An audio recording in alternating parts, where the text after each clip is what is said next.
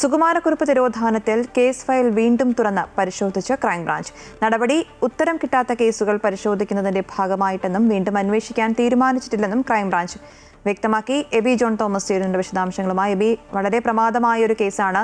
ഇപ്പോൾ അതിന്റെ ഫയൽ വീണ്ടും തുറന്നു പരിശോധിക്കുന്നു ക്രൈംബ്രാഞ്ച്. എന്താണ് സാഹചര്യം? എന്താണ് ക്രൈംബ്രാഞ്ച് നൽകുന്ന വിശദാംശം?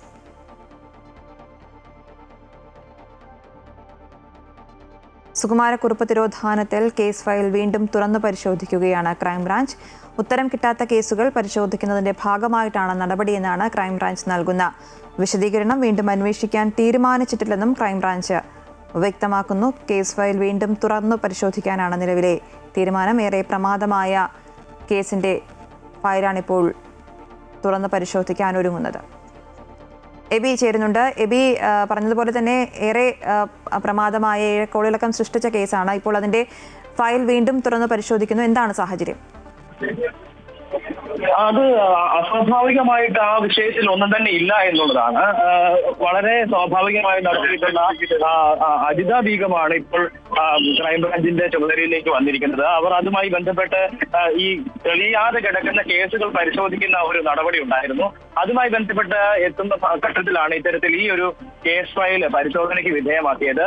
അത് ഒരു പേഴ്സണൽ ഇൻട്രസ്റ്റിന്റെ പുറത്ത് മാത്രമാണ് അത്തരത്തിൽ ഒരു പരിശോധന നടത്തിയത് എന്നുള്ളതായിരുന്നു അവരുടെ ഭാഗത്തുനിന്നുണ്ടായിട്ടുള്ള വിശദീകരണം എന്ന് പറയുന്നത്. ആ നിലയ്ക്ക് തുടർന്നൊരു അന്വേഷണമോ അങ്ങനെ ഏതെങ്കിലും തരത്തിലേക്കോ പോകുന്ന കാര്യങ്ങളൊന്നും തന്നെ അതുമായി ബന്ധപ്പെട്ട ഒരു സ്ഥിരീകരണം ഉണ്ടായിട്ടില്ല.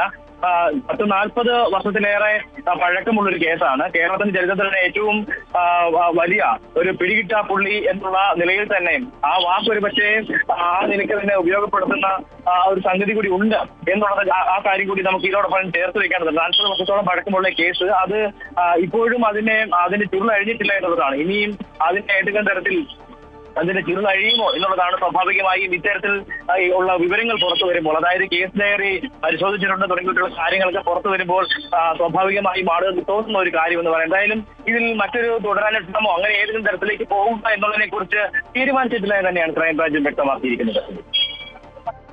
ശരി, സുകുമാരക്കുറുപ്പ് തിരോധാനത്തിൽ കേസ് ഫയൽ വീണ്ടും തുറന്ന് പരിശോധിക്കുകയാണ് ക്രൈംബ്രാഞ്ച്.